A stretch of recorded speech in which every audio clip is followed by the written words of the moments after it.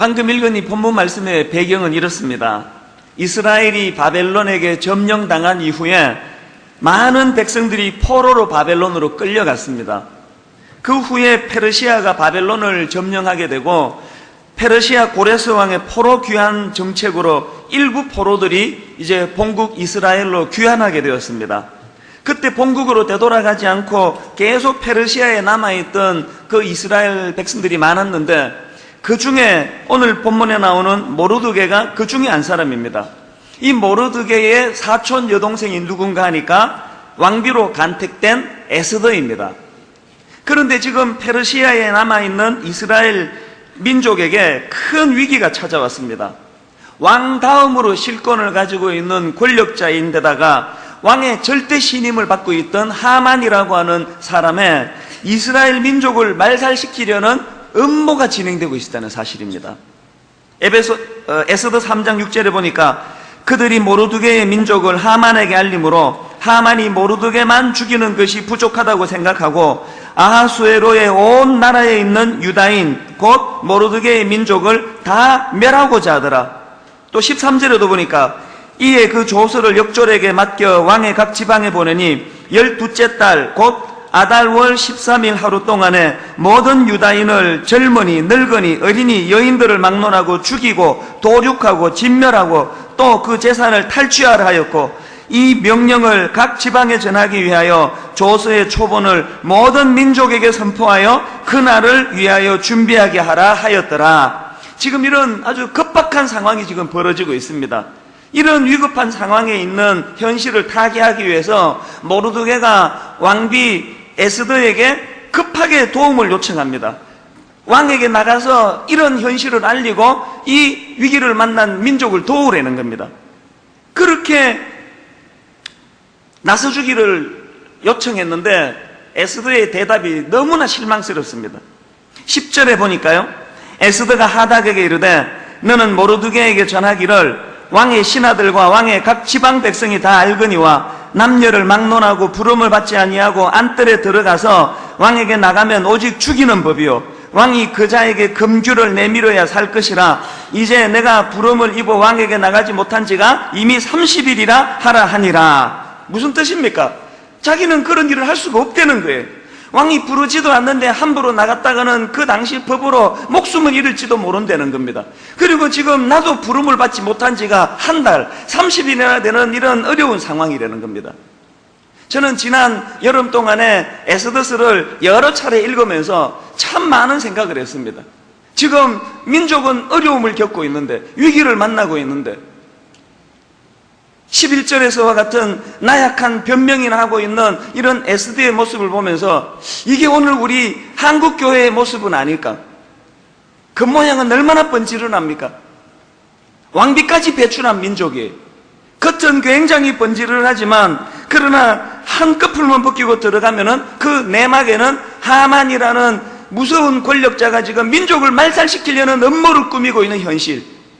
그 앞에서 에스더는 모양만 그저 왕비라고 그냥 폼을 잡고 있지, 그런 어려움을 당하는 민족을 위해서 아무것도 할 수 없는 무기력한 그 에스더의 모습을 보면서 오늘 현실 우리 조국교회의 모습을 바라보며 마음이 아프기도 하고 그 무기력한 에스더가 꼭 제 모습을 보는 것 같아서 그래서 마음이 아팠습니다.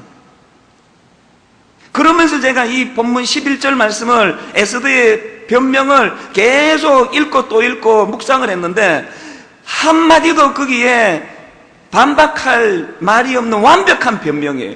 에스더 말이 맞습니다. 그 나라 법으로는 왕이 부르기 전에 함부로 나갔다가는 목숨을 잃을지 모르는 것이 사실이에요. 누구도 에스더 말을 듣고는 거기에 네 생각이 틀렸다, 너 생각을 고쳐라 말할 수가 없습니다. 그런데 중요한 건 뭐냐면은 바로 거기에 무서운 함정이 놓여 있다는 거예요. 무슨 말입니까? 결과를 놓고 보세요. 나중에 에스더가 모르드게의 충고를 받고는 생각을 바꿉니다. 그리고는 죽으면 죽으리라 결단하고 부르지도 않은 왕 앞에 나갑니다. 여러분, 그래서 에스더가 죽었습니까? 자기가 11절에서 염려하는 것처럼 그래서 에스더가 망했습니까? 아니잖아요. 오히려 그것이 전화위복이 되고 민족을 구하는 쓰임이 되지 않느냐는 겁니다. 에스더가 11절에서 변명하면서 누구를 끌어들이냐니까 왕과 신하와 왕의 지방 백성이 다 알거니와. 이 상식 아니냐는 거예요. 이렇게 하면 안 된다는 걸 모두가 다 알지 않느냐는 거예요. 여러분이 상식이라는 것이 얼마나 소중합니까? 우리가 상식을 벗어나는 거 옳지 않습니다. 그런데 때로는 이 상식이 신앙생활의 올무가 될 수 있다는 거 아십니까? 다 안 되는 거 아닙니까?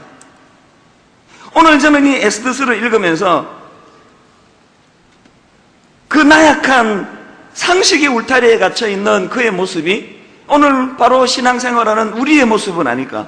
그래서 인도 속담 하나 제가 에스더를 보면서 생각이 났는데, 무언가 하고 싶은 사람은 방법을 찾고 아무것도 하기 싫은 사람은 구실을 찾는다.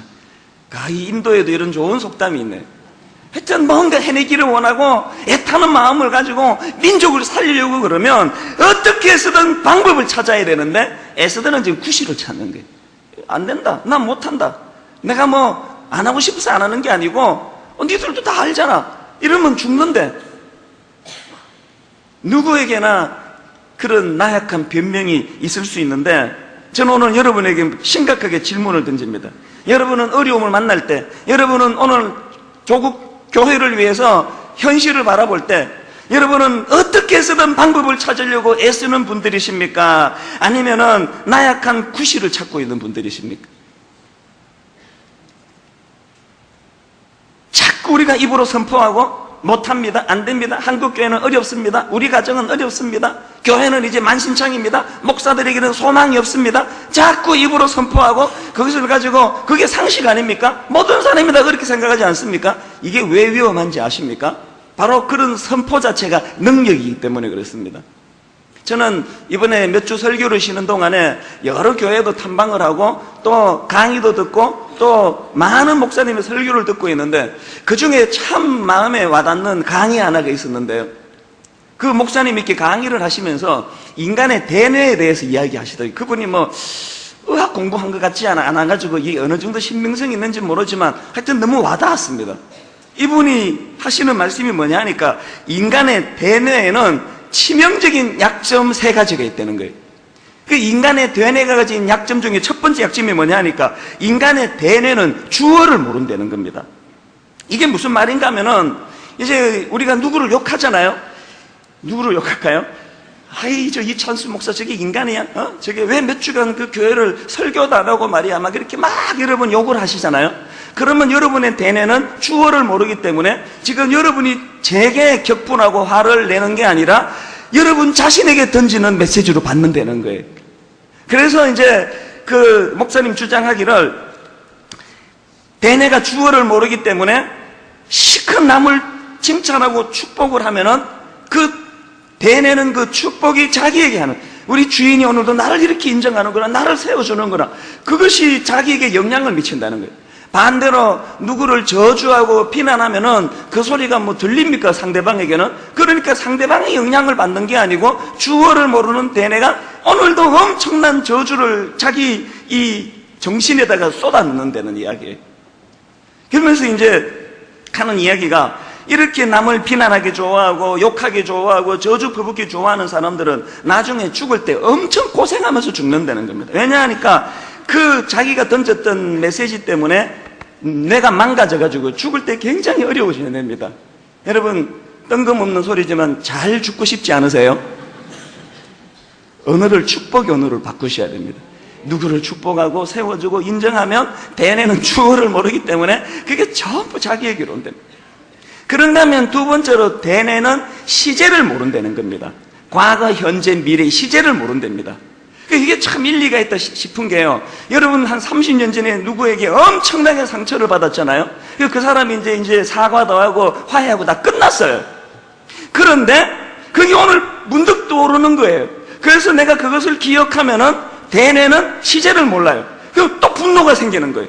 갑자기 막 기분이 나빠지고, 그 인간이 뭐 그런 게 있나고 막 분통이 솟구지. 부부 싸움의 거의 대부분은 이 시제 모르는 대뇌 때문에, 여자분들 특히 다 정리하고 다 끝났는데 밥 먹다가 갑자기, 당신 그때 나 임신했을 때 그 신거 먹고 싶다 그랬을 때 안 사줬지. 그러면은 갑자기 막 얼굴에서 막 이렇게 모든 피가 위쪽으로 막 솟구치는 것처럼, 그러면 남편은 뜬금없이 밥 먹다가 막 사과해야 돼. 너무 잘못했다. 그때 내가 내 정신이 아니었으면 뭐가 시였었나 고 막 그러고 사과하면 막 숟가락을 딱 넣으면서 어떻게 사람이 그럴 수가 있냐고 막 분통을 터뜨리니. 그게 왜 그러냐 보니까 대뇌는 시제를 모른다는 거예요. 그러니까 그게 아무리 30년 전에 있었던 일이라도 그걸 다시 끄집어내면 대뇌는 지금 일어난 일인 줄 알고. 그렇기 때문에 우리는 항상 미래를 이야기합니다. 항상 소망을 이야기합니다. 지금 이루어지지 않았지만 이루어진 줄로 믿고 선포하고, 이제 내가 지금 13평 아파트 사는데 이제 60평으로 옮기게 될 것이다 선포하면 대뇌는 그게 지금 미래의 일인데 시제를 모르니까 지금 이미 그런 일이 일어난 것처럼 막 충만해진다는 거예요. 한국교회가 어렵다, 한국교회는 타락했다, 목사들은 다 변질했다, 아무리 선포해봐야 능력이 없습니다. 대뇌는 그것을 자꾸 현실만 바라보고, 그러니까 여러분 소망하시오. 이찬수 목사를 볼 때 이거 답답한 게 있으시잖아요. 왜 저 목사는 저럴까? 그 목사가 왜 저 모양일까? 그럴 때 여러분이 선포해버리세요. 우리 목사님은 변화될 것이다. 우리 목사님은 너무 성숙해지고 너무나 천사 같은 사람으로 될 것이라고 선포하면 대뇌는 시제를 모르기 때문에 그게 현재 일어나는 일처럼 해서 여러분이 갑자기 제가 너무나 사랑스럽고 좋아질 줄로 믿습니다. 이쪽만 아멘을 하는 거는, 세 번째로 대뇌가 모르는 게 뭐냐 하니까, 대뇌에게 있어서 그 특징이 뭐냐 하니까, 대뇌는 언어의 지배를 받는다는 거예요. 지금 한번 실험을 해보세요. 대뇌가 얼마나 언어의 지배를 받는가 하면, 지금 여러분이 갑자기 이제 뭐가 드시고 싶으세요? 수박? 여러분 드시고 싶은 걸 한번 떠올려보고 한번 이렇게 조용하게 말로 한번 이렇게 선포해보세요. 와, 그거 진짜 먹고 싶다. 그러면 침이 넘어가요. 왜냐하면 대뇌는 내가 말하는 그 언어의 영향을 받으니까. 그러니까 가만히 둘러보면은요, 누가 나한테 좀 실수를 했습니다. 그때까지는 사실 크게 화난 게 아니에요. 그럴 수 있지 생각했는데 그걸 내가 표현하잖아요. 뭐 그런 인간이 다 있어. 그렇게 말하면서 이제 화가 나기 시작해요. 그 부부 싸움도 마찬가지예요. 사실 이렇게 막 말싸움 하면서 분위기 험악해지기 전까지는 사실 이 정도로 끌고 갈 마음이 없었습니다. 약간 경고나고 끝낼까 그러면서 말을 꺼냈는데 그 말을 하는 순간 대뇌는 그게 영향을 받는 거예요. 그렇기 때문에 신앙생활하는 우리가 11절에서의 그 에스더와 같은 태도 안 됩니다. 죽습니다. 나는 못합니다. 난 허수아비 앙비입니다.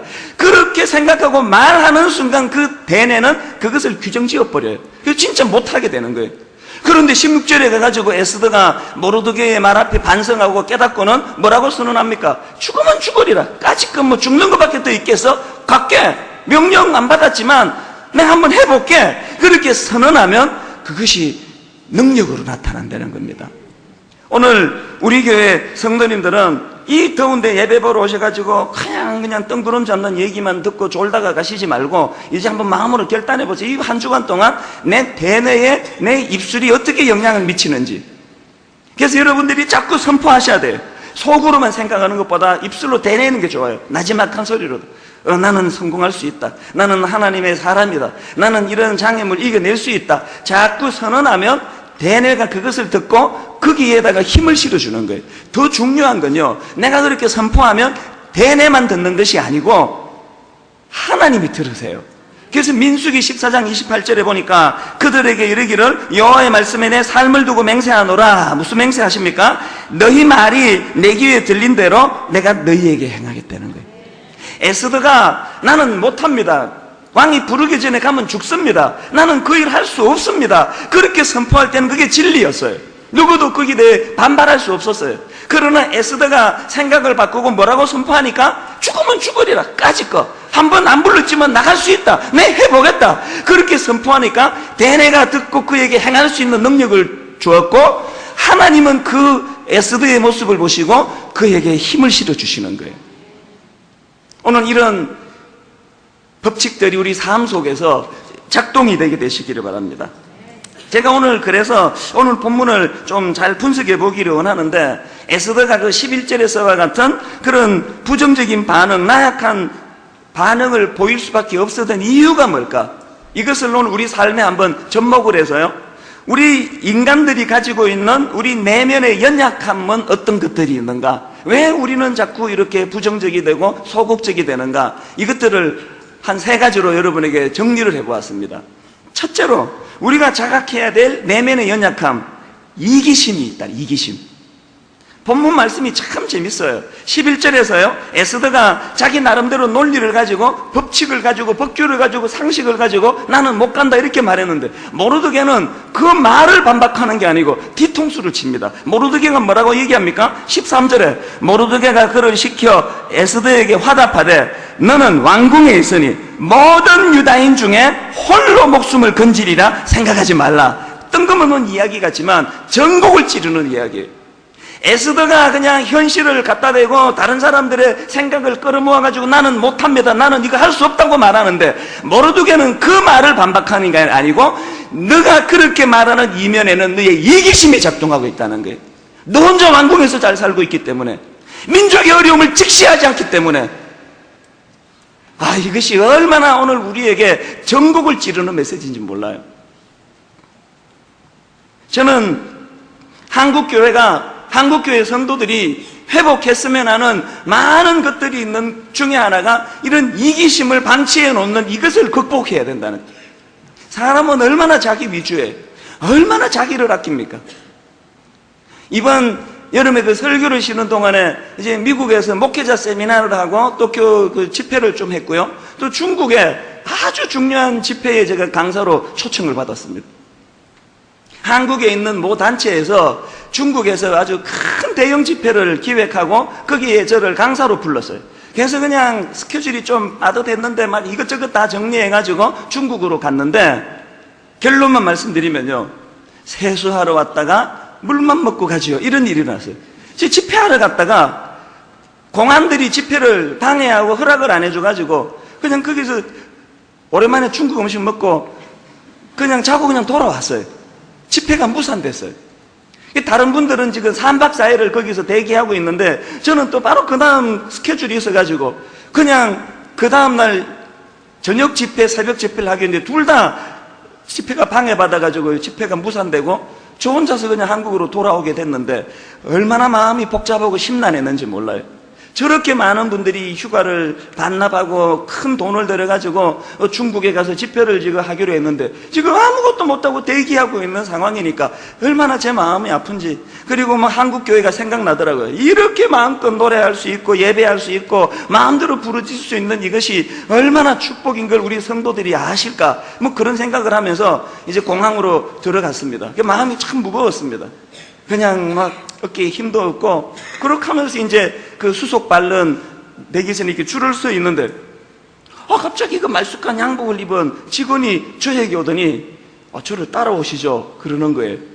그래서 영문을 몰라가지고 왜 그러시냐고 그래서 따라갔어요. 그러고는 이쪽 줄에 서라고 그래서 왜 그러시나 그러고 서서 보니까 그 줄이 2등석 비즈니스석 줄이더라고요. 왜 일로 서라고 하셨죠? 그러니까 이분이 시구 쓰면서 오늘 좀 편하게 가실 겁니다. 상황이 딱 들어오는데 보니까 하여튼 왜 그랬는지는 난 지금도 몰라요. 뭐 인상이 좋아서 그랬다고 믿고 싶은데, 하여튼 이코노믹석을 끊었는데 제가 비즈니스석으로 옮겨 타게 된 거예요. 사람의 간사함이라는 건요, 그 중국 집회를 생각하고 괴로워하고 언제 중국에 복음화가 이루어지나, 언제 저 공안들이 회개하고 예수 믿나, 예배를 자유롭게 다 없어지고 비즈니스석. 할렐루야. 세상에 비행기 타보니까 비즈니스석 진짜 좋더라고요. 이게 180도로 누워요. 180도로. 그래가지고 꼭 무슨 애처럼 단추를 누웠다가 폈다가 누웠다가 폈다가 그러고, 벌써 이게 메뉴가 다르더라고요. 메뉴가 막 하여튼 이렇게 탁 메뉴들로 가지고 무릎을 꿇고는 그 안내하는 그 스튜어디스가 뭘로 드시겠습니까? 양송이 뭐가 있고 뭐 소고기 뭐가 있고 막 너무 막 기쁜 거예요. 그래가지고 그 조금 누릴라 그러는데 다 왔다고 이제 준비하라 그래서, 저는 비행기를 100수십 번 타면서 비행기 시간이 짧아서 화났던 적이 그날 처음이에요. 왜 중국에서 한국까지 이렇게 짧은 거예요? 막 그러면서, 그래서 제가 내려가지고는 참 무슨 생각이 드는가 하면, 이게 되게 웃기려고 좀 과장한 것도 있습니다만, 이게 인간이에요. 그렇게 집회가 무산이 되고 복음이 드러나지 않고 복음이 방해를 받는 게 너무 마음 아팠던 게 사실이지만, 그러나 여러분, 그 3등석 끊었는데 2등석으로 가게 되는 그거 하나만 해도 그 앞에 막 마음이 힘들었던 게 다 없어질 정도로 연약한 게 그게 인간이에요. 그러니까 우리는 항상 이런 나 중심, 이런 본능적으로 이기적인 마음을 갖고 있다는 것을 항상 경계하고 간과해서는 안 된다는 겁니다. 오늘 한국교회가 욕을 먹는 건 강도짓을 해서 욕을 먹는 게 아니에요. 이런 이기적인 자기 본능을 방치해 놓은 이것에 대해서 세상이 비난하는 거예요. 저는 안철수 씨를 참 존경하는데요. 다 아시죠? 이분은 원래 의사 아닙니까?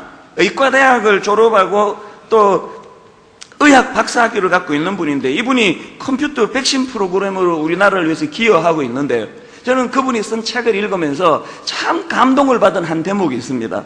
영혼이 있는 승부라는 이 책을 보니까 한 대목에서 정말로 제가 숙연해지는 대목이 있는데요. 이분이 이제 그 백신 프로그램 V3를 만들어서 너무나 많은 공헌을 했는데, 이제 이것이 이제 명성이 알려졌어요. 어느 날 미국에 있는 그 백신 소프트웨어 회사랍니다. 메가피에서 회장님이 직접 이 안철수 씨를 초청했습니다. 그리고는 무슨 제안을 하는가 하니까 그 백신 V3를 자기들에게 팔으라고 합니다.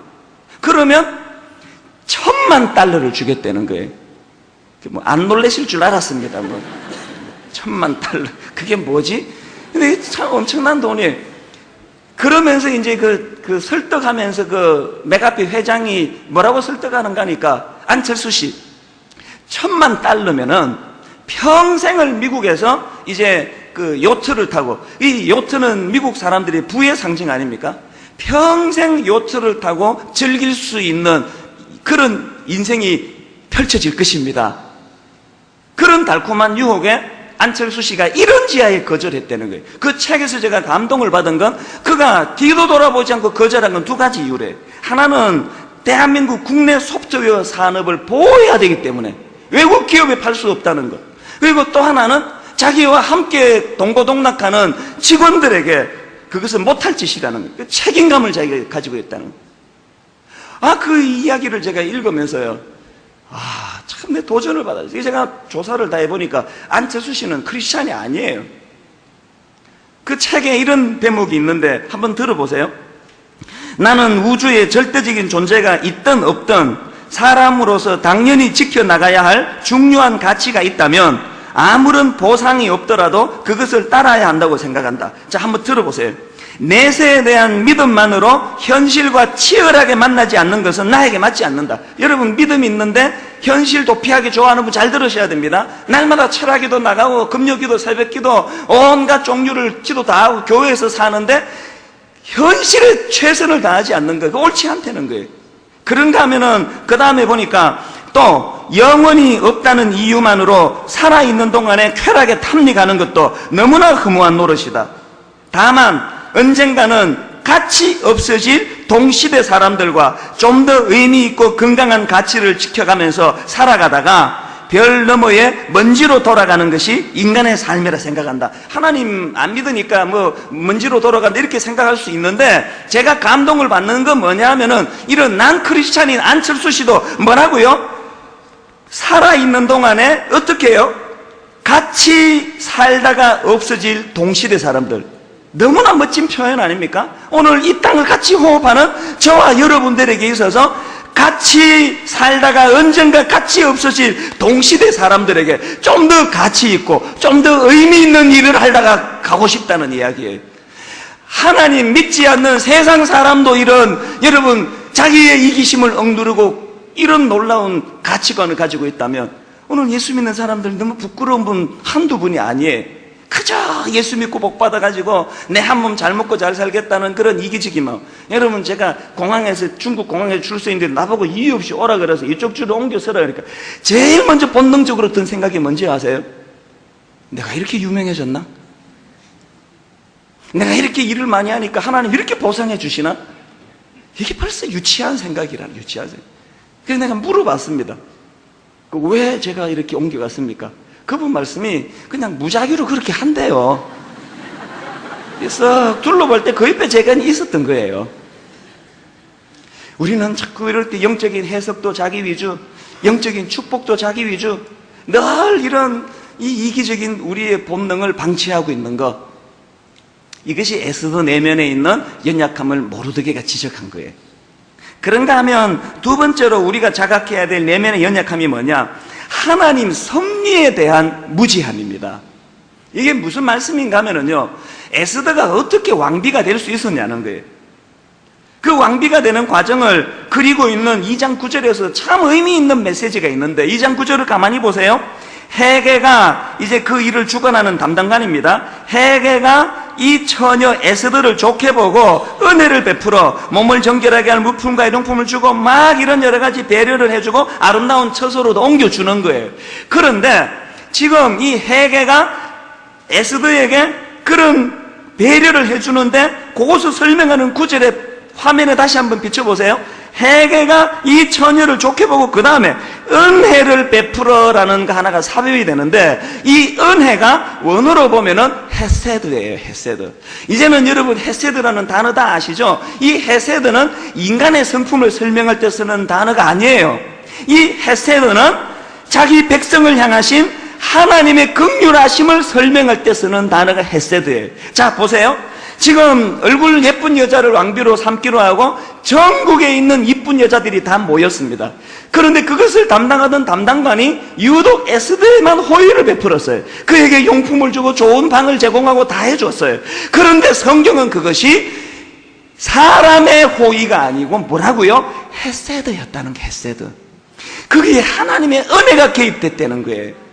그래서 그가 왕비가 됐어요. 그러면 에스더는 어떤 태도를 취해야 합니까? 모르드게가 지금 그 부분을 지적하는 거예요. 14절에 보니까 이때에 너가 만일 잠잠하여 말이 없으면 유다인은 다른 데로 말미암아 노인과 구원을 얻으려와 너와 내 아버지 집은 멸망하리라. 그 다음 잘 들으세요. 너가 왕후의 자리를 얻은 것이 이때를 위함이 아닌지 누가 알겠느냐 하니, 너에게 그 헤세드의 은혜를 주셔서 자격도 없는 에스더에게 왕비의 자리까지 오르게 하신 것은 오늘 이렇게 민족이 어려움을 당할 때, 민족의 위기를 만날 때 쓰임받기 위함이 아니냐는 거예요. 이때를 위함이 아닌가. 오늘 여러분 중에 경제적으로 풍요로운 분 계시죠? 온 세상 사람들이 지금 경제적인 어려움을 만나서 고통할 때 유산을 많이 받아서 그런지 미리 사업에 벌어놓은 게 많아서 그런지 돈 걱정 안 하고 사시는 분 이 안에 계시죠? 잘 들으셔야 합니다. 거기에 하나님의 헤세드의 은혜가 있어요. 그리고 하나님 이렇게 물으세요. 이때를 위함이 아닌가는 이때가 언젠지 너 아느냐? 부모는 책 한 장 안 읽고 공부라고는 그냥 담을 쌓고 사는데, 이상하게 그 집에 애가 그냥 그렇게 학자 같은 애가 나가지고 아무것도 해준 게 없는데 서울대 가고 막 이렇게 뻗어나가요. 그러면 거기에 헤세드의 은혜가 있는 거예요. 그러면 어떻게 반응해야 됩니까? 온 동네방네 다니면서 우리 애가 이번에 서울대 가고 어쩌고 그냥 애 자랑하느라고 온 세월을 다 보내고, 그래서 살림살이 좀 나아지셨습니까? 그러라고 주신 게 아니에요. 도대체 우리 집안에 어떻게 이런 아이가 태어났나고 생각하면은 헤세드를 떠올리셔야 돼요. 그리고는 하나님의 섭리를 떠올리셔야 돼요. 왜 우리 가정에 이런 아이를 보내주셨을까? 이때를 위함이 아닌가는 이때가 언제 도래할 것이냐는 거예요. 교회도 마찬가지예요. 분당 우리 교회를 개척하고 지금까지의 여정을 여러 번 말씀드렸잖아요. 강당에서 예배 드리는 것 자체가 이거는 기적이에요. 이미 이사장님에게 인근에 좋은 교회들이 장학금을 희사하고 이 강당을 쓰려고 관계를 잘 만들어 놓았습니다. 이사장님은 제가 누군지도 몰라요. 저 같은 사람은 그분이 알지를 못하세요. 그런데 그런 이미 아름다운 관계를 맺어놓은 사람들과 의가 상하기까지 그분들을 물리치고 이찬수 목사에게 이 교회를 허락해 주셨어요. 왜 그랬을까요? 이런 기적이 왜 일어났을까요? 1번, 이찬수 목사는 누구든지 설득할 능력이 있기 때문이다. 얼굴이 너무나 잘생겼기 때문에 외모에 반해서 그랬다. 어이없는 얘기하면 웃지도 않으시는 게 우리 교회 특징이에요. 헤세드예요. 이유가 없어요. 왜 그렇게 됐는지. 지난 8년 동안에 우리 교회에 부어주신 수많은 은혜를 제가 어떻게 받아야 될까요? 오늘 이렇게 좋은 성도들을 불러 모아주셔서 8년 만에 이런 아름다운 교회가 구성이 되었다면 이것은 떠들고 다니며 자랑할 것이 아니라 두려움이어야 됩니다. 왜요? 이런 헤세드의 은혜를 우리 교회에 주실 때 언제 쓰시려고 그러시는가? 오늘 한국의 일부 대형 교회들이 비난을 얻는 것은 자기 목사가 설교자라고 유능해서 그런 것처럼 생각해가지고 너무너무 거부감 가는 무슨 큰 대기업 총수 노릇하는 흉내내는 것 같은 이런 모습을 취하는 게 가슴이 아픈 거예요. 그래서 속이 상하는 거예요. 저러라고 하나님이 헤세드 은혜 주신 거 아닐 텐데. 교회가 커질수록 두려움을 가지고, 교회가 커질수록 사명을 가지고. 여러분 지금 물질적으로 좀 풍요로우십니까? 자랑이 아니라 두려움입니다. 자녀가 여러분 이상하게 그렇게 자꾸 꿈을 가지고 뻗어나가고 있습니까? 그건 자랑이기도 하지만 그건 두려움입니다. 이 때를 위함이 아닌가. 에스더가 그런 헤세드의 은혜로 그 왕비자리까지 올라가게 했다면 그런 11절에 나약한 변명이 나오고 있으면 안 된다는 거예요. 목숨을 걸고 이 때를 위함이 아닌가 선포하며 나가야 된다는 것을 모르드게가 지적하고 있다는 사실입니다. 그런가 하면 세 번째로 예수 믿는 우리가 자각해야 될 내면의 연약함, 결단부재입니다. 결단부재. 여러분 에스더가 제가 약한 부분을 몇 가지 말씀드렸습니다만 그럼에도 불구하고 에스더가 위대한 인물이 될 수 있었던 건 두 가지예요. 바로 에스더 주변에는 모르드게가 있었습니다. 인간은 약해요. 목사가 무슨 중국 집회가 안 되고 어려움을 겪어도 비즈니스석 자리에 옮겨주면 기분이 좋아지는 그런 자기중심의 삶을 사는 게 이게 본능이에요. 그렇기 때문에 제 옆에는 모르드게가 필요한 거예요. 오늘 여러분 주변에 모르드게가 있습니까? 에스더의 귀한 점은 에스더 주변에 모르드게가 존재했다는 것이고 더 귀한 거는 뭔지 아세요? 에스더는요 몰라서 실수했지 깨달으니까 자각하니까 결단하더라는 거예요. 이게 오늘 우리의 연약함 아닙니까? 여러분 주변에 모르드게를 물리치는 이것도 문제지만 여러분 모르드게를 통해서 깨달았지만 우리는 결단하지 않습니다. 죽으면 죽으리라 이 결단이 우리에게 없다는 사실입니다. 그래서 마음이 아픈 거예요. 저는 지난 여름에 트위터라는 걸 시작했습니다. 이 트위터가 뭔지도 지금도 저는 잘 몰라요. 근데 워낙 젊은 청년들이 그 트위터를 가지고 소통한다 그래서 저도 이제 그걸 가입을 했습니다. 한 6주 전, 7주 전쯤인 것 같아요. 그런데 제가 그 트위터라는 것을 인터넷으로 하면서 예기치 못한 소득 하나를 얻었는데요. 그 트위터를 하면 제가 깨닫는 게 뭐냐면은 거기에요. 이렇게 이제 글을 올려요. 그 140자까지 되는 짧은 글인데 글을 딱 올리고 나면 바로 동시에 요게 뜹니다.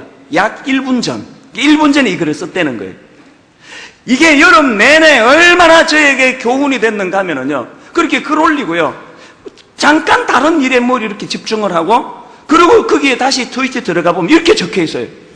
2시간 30분 전. 근데 깜짝 놀라는 거예요. 아니 글쎄 시간이 이렇게 지나갔나? 조금 뭐에 몰두하고 들어가 보면은 9시간 전. 시간이 너무 빨리 지나가는 거예요. 그 트위터 할 때마다 느껴요. 이게 벌써 15시간 전에 내가 글을 썼다고? 이게 벌써 3일 됐나? 여러분 이렇게 정신없이 지나가 버리는 세월 앞에 11절에 에스더와 같은 날마다 나약한 변명이 나고 그렇게 사시겠습니까? 여러분 진짜 그러시겠습니까? 이제는 우리가 결단해야 됩니다. 여러분 주변에 모르드게가 있는지 점검하세요. 없으면 세우세요. 그리고 모르드게로 주시는 하나님의 교훈에 자각이 있으면 깨달아지면 결단하셔야 돼요. 죽으면 죽으리라. 까짓 거면 죽는 것밖에 더 있겠어? 죽으면 천국 가는데 나그네 인생길 가운데 나약한 변명이라며 사는 인생이 아니라. 저는 어제 우리 교회에 토요 새벽에 고등부 애들이 막 그닥하게 와서 걔들이 특송도 하고 나중에 설교 끝나고 무언극을 하는데 내가 얼마나 울었는지 몰라요. 저는 안구 건조증이 있어가지고 어지간하면 눈물이 줄줄 흐르는 일은 잘 안 일어나는데 그 아이들의 그 무언극을 보면서 막 눈물 콧물이 다 쏟아지네요. 너무너무 불쌍해가지고 이 아이들이 오늘 이 시대 교육을 놓고도 우리 기도해야 돼요. 우리 가정 그렇게 방치하면 안 돼요. 안 된다, 어렵다, 난 못한다. 여러분 그렇게 손 털지 마시고 다시 한번 각오를 하고, 이때를 위함이 아닌가. 내 죽으면 죽으리라. 내 한번 이대로 주저앉지 않고 내 일어나 보겠다. 저는 오늘 본문 말씀 가지고 다음 주일날 한 번 더 말씀을 전할 것입니다. 구체적인 대안을 다시 함께 우리가 고민해 볼 텐데, 오늘 무더운 여름을 마무리하면서 이제 2학기를 결단하면서 여러분 이 세 가지요, 내 안에 이 무서운 이기심, 하나님의 섭리에 대한 이 무지함, 결단하지 못하는 나약함, 이것을 가지고 싸우는 저와 여러분 되시기를 바랍니다. 우리 찬양 같이 불러보십니다. 나의 안에 거하라. 나는 내 하나님이니 모든 환난 가운데 너를 지키는 자라. 에스더처럼 현실만 보고 상식선 안에 갇혀 있는 것이 아니라 내가 움직이면 하나님도 움직이신다. 이런 믿음을 가지고 함께 찬양합니다. 나의 안에 거하라. 나는 내 하나님이니 나의 안에 거하라. 나는 내 하나님. 오늘 본문의 상황처럼 모든 환난 가운데 너를 지키는 자라. 두려워하지 말라. 내가 널 도와주리니. 두려워하지 말라. 내가 널 도와주리니. 놀라지 말라. 내 손 잡아주리라. 우리 대회에 다시 한번 선포하시기 원합니다. 나의 안에 거하라. 나의 안에 거하라. 나는 내 하나님이니. 여러분 무슨 일로 마음이 의기소침해지셔서 선언하세요. 모든 환난 가운데 너를 지키는 자라. 두려워하지 말라. 내가 널 도와주리니. 놀라지 말라. 내 손 잡아주리라. 여러분 선포하시기 바랍니다. 내가 너를 지명하여 불렀다네. 너는 내 것이라. 내 것이라. 너의 하나님이라. 내가 너를 보다롭고 존귀하게 여기노라. 너를 사랑하는 내 여호와라. 우리 대대가 들리는 선포하십시오. 내가 너를 지명하여 불렀나니. 너는 내 것이라. 내 것이라. 너의 하나님이라. 무슨 일로 이 소침에 계세요. 내가 너를 보내놓고 존귀하게 여기노라. 너를 사랑하는 내 여호와라.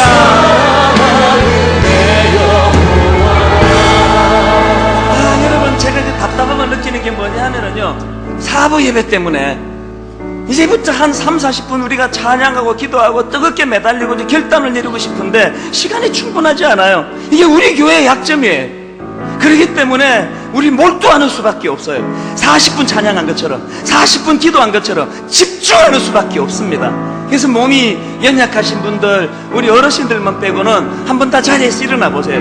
우리 이 찬양을 부르고 이제 나의 힘이 되신 여호와여, 내가 주님 앞에 나가기 원하면 우리 찬양 가운데 여러분 시간이 없어서 2, 3분밖에 못 부르지만 40분 찬양하는 것처럼 집중해서 이 시간, 이때를 위함이 아닌가. 죽으면 죽으리라 선포하면서 찬양합니다. 나의 안에 거하라. 나는 내 하나님이니. 나의 안에 거하라. 나는 내 하나님. 집중하십시오. 모든 환난 가운데 너를 지키는 자라. 두려워하지 말라. 대내가 들리도록 선포하세요. 내가 너를 도와주리니. 놀라지 말라. 내 손 잡아주리라. 아멘. 내가 너를 지명하여 불렀나니. 하여 불렀. 너는 내 것이라. 내 것이라. 너의 하나님이라. 내가 너를 보내놓고 존귀하게 여기노라. 너를 사랑하는 내 여호와라. 다시 한번 선포하십니다. 내가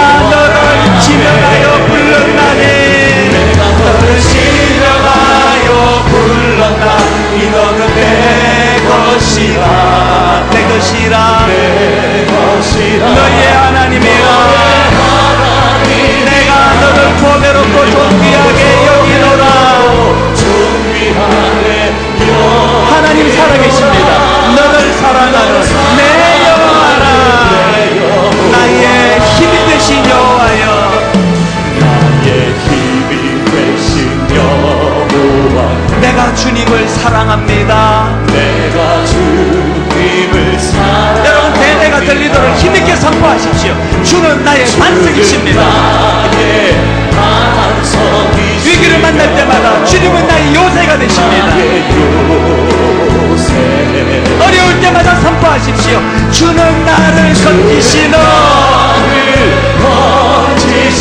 나의 주, 나의 하나님, 나의 피할 바위시요, 나의 방패시라. 우리 대대가 인식하도록 선포하시기 바랍니다. 나의 하나님, 나의 하나님,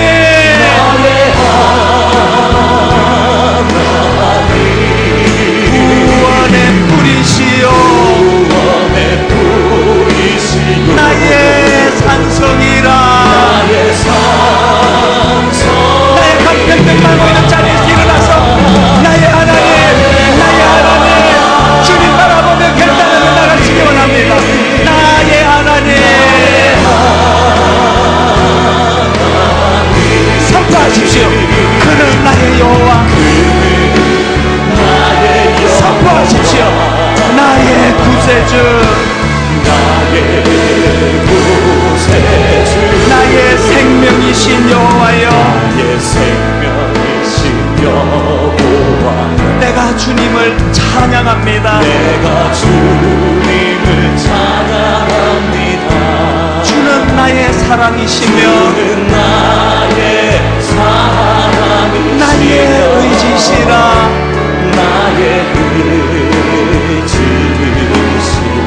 주는 나를 이끄시어 주의 길 인도하시며 단호하게 선포하시기 바랍니다. 나의 생의 목자 되시니 내가 들리도록 선포하세요. 내가 따르리라. 이 선포가 능력이 될 줄 믿습니다. 나의 하나님, 나의 하나님, 생명의 면류관으로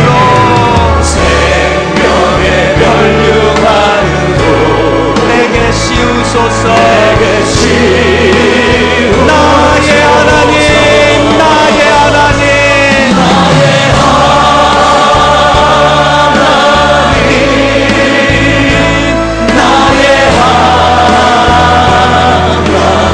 그는 나의 여호와, 나의 구세주.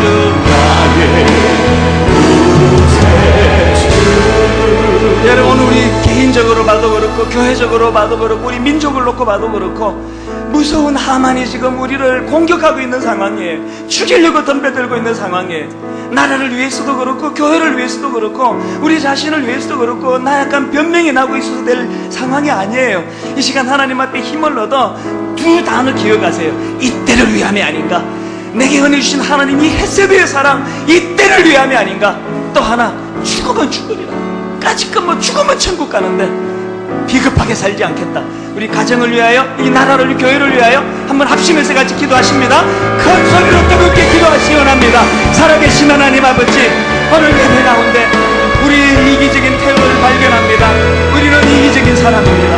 하나님, 이 이기적인 우리의 태도가 주님 앞에 쓰임받는 데 방해되지 않게 하여 주시옵소서. 섭리에 대하여 우리는 무지합니다. 왜 내게 은혜를 주시는지 우리는 알지 못합니다. 이때를 위한 믿음을 허락하여 주시옵소서. 이때를 위함이 아닌가, 이때를 위함이 아닌가. 하나님 아버지, 그런가 하면 하나님 우리에게 아버지는 결단할 줄 아는 믿음이 필요합니다. 아버지, 우리에게 모르게 허락해 주시고 우리가 모르게처럼 아버지여 우리를 진역하는 사람을 만날 때 주님 말씀을 깨닫고 에스더처럼 결단하기 원합니다. 죽으면 죽으리라, 죽으면 죽으리라, 죽으면 죽으리라. 하나님 아버지 앞에 결단하며 주님 달려나가기를 원합니다. 주여 은혜를 주시옵소서. 주여 우리에게 결단할 수 있는 능력과 믿음을 주시옵소서. 주여 이때를 위함이 아닌가. 오 하나님 아버지, 이 믿음을 가지고 달려나가는 우리 교회 성도들 되게 하여 주시옵소서. 하나님 아버지, 인도하여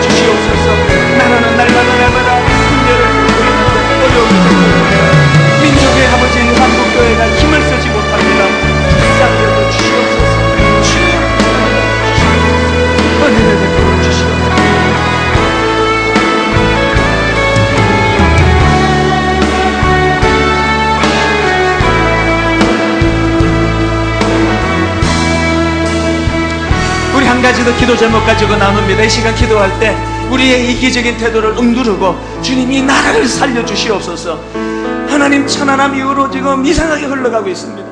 너무너무 많은 분열이 일어나고 있는데 정치 지도자들은 그것을 해결할 힘이 없어 보입니다. 이 나라를 불쌍히 여겨 주시옵소서.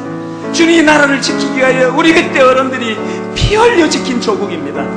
하나님, 한국교회를 불쌍히 여겨 주시고 아무리 일도 할 줄 모르는 이 무기력한 교회가 주님의 십자가로 회복하여 민족의 대안이 되게 하여 주시옵소서.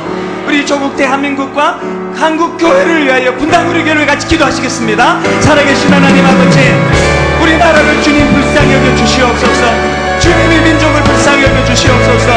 아버지, 조국 대한민국의 묵은 십자가가 아버지여 드러나게 하여 주시옵소서. 무기력한 교회를 불쌍히 여겨 주시옵소서. 주여, 한국교회에 능력이 나타나게 하여 주시옵소서. 한국교회에 일어나내주신 하나님 아버지 앞에 이 때를 위함이 아닌가 자각하고 각성하며 주님 앞으로 나아가도록 인도하여 주시옵소서. 아버지 하나님, 분당 우리 교회가 덩치만큼 허약한 교회가 되지 않기를 원합니다. 주여, 분당 우리 교회를 살려주시옵소서. 주여, 분당 우리 교회를 살려주시옵소서. 우리 교회가 하나님 아버지 껍데기만 요란한 교회가 되지 않도록 도와주시고 시대와 민족의 대안이 되는 교회가 되도록 인도하여 주시옵소서. 능력이 나타나는 교회 되도록 주님 인도하여 주시옵소서.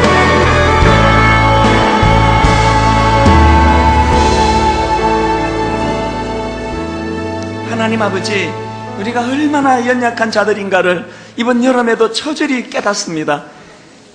날씨 조금만 더워지면 맥을 못 추고 영적으로 육적으로 무너지는 것이 우리임을 이번 여름에도 철저히 자각했습니다. 이제 하나님 의지할 분 하나님뿐인 줄 믿사오니 하나님 의지하고 이 때를 위함이 아닌가, 죽으면 죽으리라 결단하며 하나님 아름답게 헌신하며 쓰임받는 저희들 되도록 인도하여 주시옵소서.